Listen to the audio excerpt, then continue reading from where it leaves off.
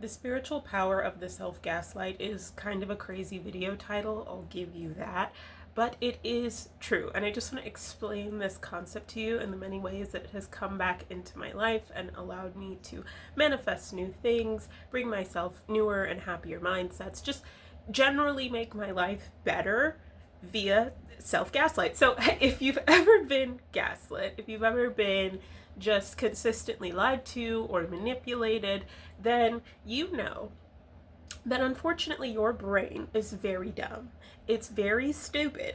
And if somebody says something to you enough times, you will simply believe that it is fact because of the number of times that it's been repeated.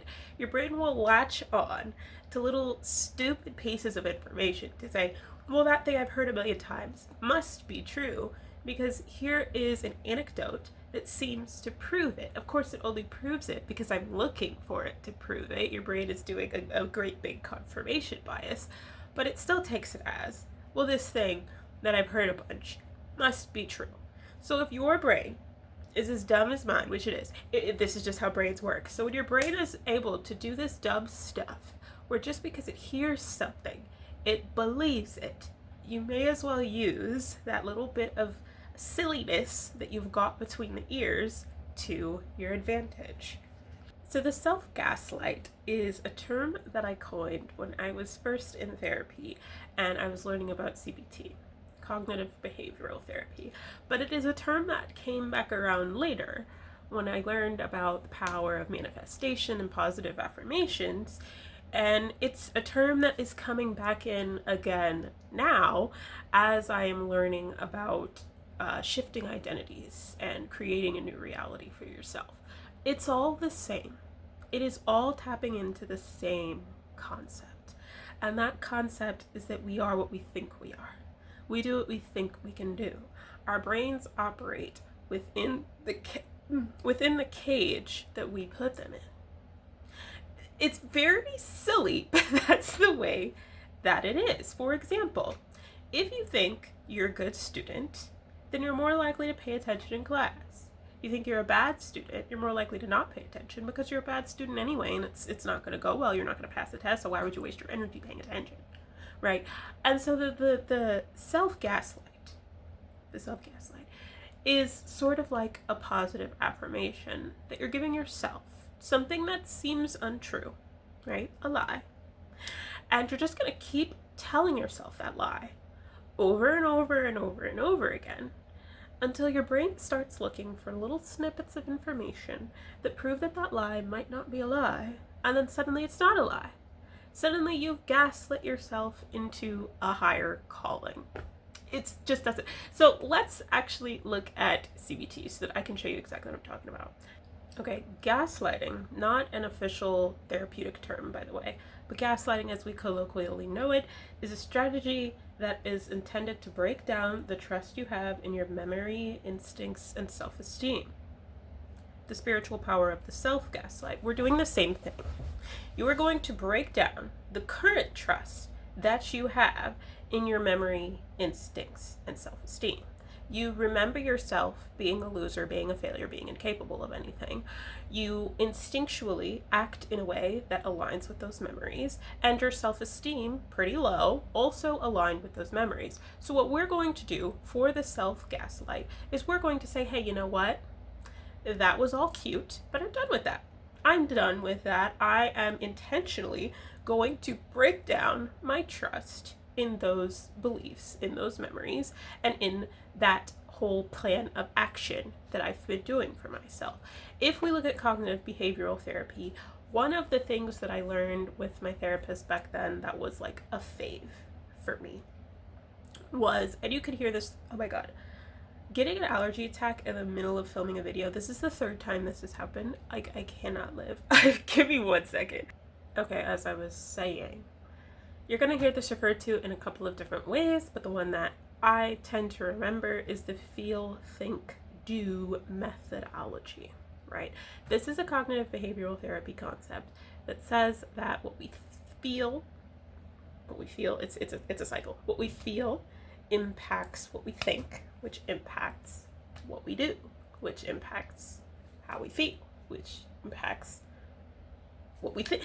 Are you following? So the way that the cycle works in cognitive behavioral therapy is that it highlights the core idea that your thoughts shape your feelings, which in turn influence your actions. So essentially, if you can change your thoughts, you can change your feelings and you can change your actions.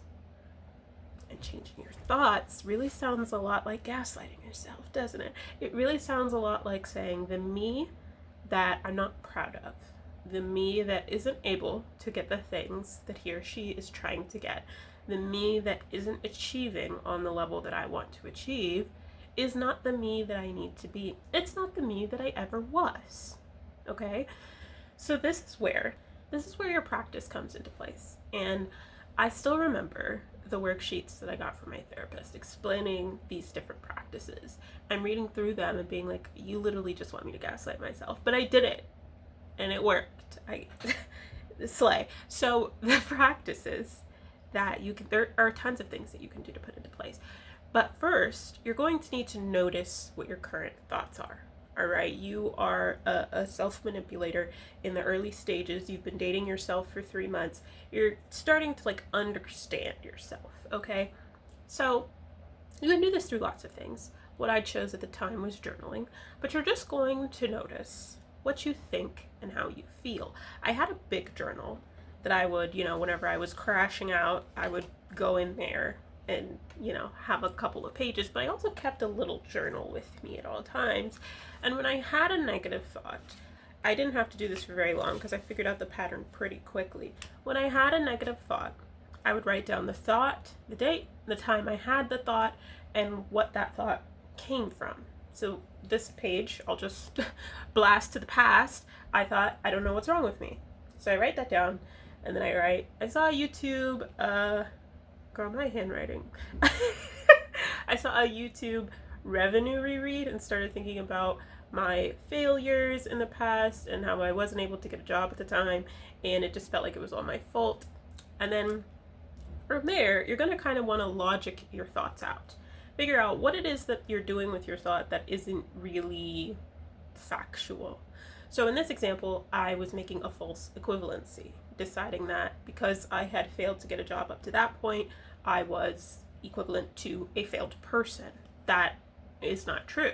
There are lots of different things that your brain can do to create these distortions.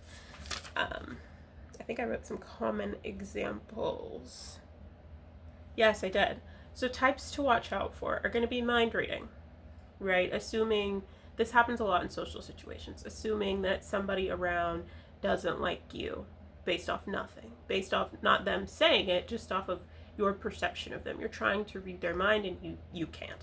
Future vision, which is saying, oh, it went this way in the past, so it's obviously going to go the same way in the future, when that's just not how time works. Emotional reasoning, saying things that aren't really based in reason, but just because you're sad, you've decided to say them and decided that they must be true. Personalization, taking too much responsibility for things that are not your fault or not within your stream of control. False equivalency, which we talked about, or extreme labels, such as I'm a failure, I'm a loser, I'm ugly, I'm whatever, And some questions you can pose yourself when you're having these negative thoughts is that thought true? Is it factually true? What else could be true? Even if it is true, what else could be true? How would I respond to someone else if they said this to me? What am I labeling? So this is where you are going to point to a behavior and not yourself. So from that previous example, the behavior would be me applying to jobs and not getting interviews or callbacks. But the self that I was thinking of was just me as a person and my general value. My general value was never in question. All that was in question was this behavior of applying to jobs and not getting one. And then how can you look at it differently? So this first phase is all about understanding what your problem is and starting to kind of break it down. And once we get used to understanding what our problem is, and once we get used to catching those thoughts in the moment, breaking them down, helping our brain understand just because we had a thought doesn't mean that it's true, then we move in to the self-gaslight. And for me, back in the day, my self-gaslight came in the form of positive affirmations. I would listen to positive affirmation videos. I would write my own affirmations. I had some affirmations on my mirror at the time that I would read to myself in the mornings. These are just the things that I would say to myself over and over and over and over and over and over. And I would see them on the mirror over and over, and I would listen to the same audios every day, and I was just constantly feeding my brain, number one, when I have negative thoughts, I'm breaking them down. And number two, I'm constantly feeding my brain this positivity of like, you are successful, you're doing great, you're that bitch, like you're gonna be fine. And this constant feed of positive and this constant breakdown of negative is a very conscious effort. Okay, gaslighting is not just like a one and done, simple kind of thing. It's an effort. But through putting this effort forth, you're truly able to trick the brain. And if you can trick the brain into believing something more positive about yourself, you can trick the brain into acting in a way that aligns with that. And you can trick reality into giving you something that aligns with that because of how you were acting. And so through the self-gaslight, you're able to completely shift the position that you're in. So what happened for me at that time, I'm happy that I flipped to that page because not having a job was literally the least of my concerns. We could have gotten dark there. But what happened at that point was I enacted the self-gaslight. And I said, okay, I had got my degree in animation. I've been trying to apply to these animation internships. Nobody wants me. I don't know what to do. Booty hooty. But through the self-gaslight, I was able to break down this thought within myself that I must be a bad artist, I must not be capable of anything, I must just be destined for failure, and instead replace it with the thought of, what is for me might not be what I think it is. What is for me might surprise me. What is true about me is that I'm a hard worker. I'm always going to put in that effort. And so if I put in this effort, something will come. And that something will lead to what is for me. That was the self-gaslight I went for. That I'm on the path. I don't know where it's going, but I'm on the path.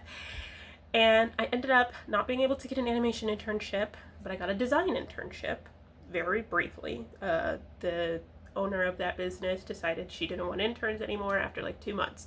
Very briefly had a design internship, and that was just barely enough experience to get a job at Office Depot, working in the copy and print department, and also doing design for clients who would come in wanting to print something, but no file existed. I would design it for them. And then that led to a job, like a real big girl post-college job, as a junior graphic designer and print production coordinator, because I had had that experience.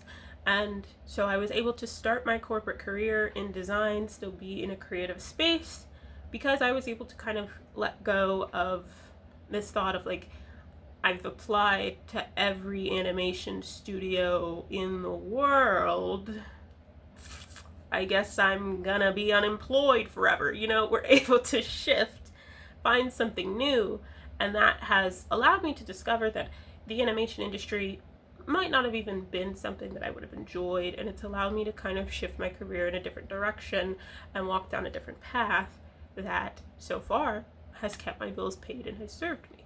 So that's just one example of a self-gaslight. I've done many a self-gaslight, and I will continue to, because there is real power in being able to change how you think about yourself and what you think you're capable of.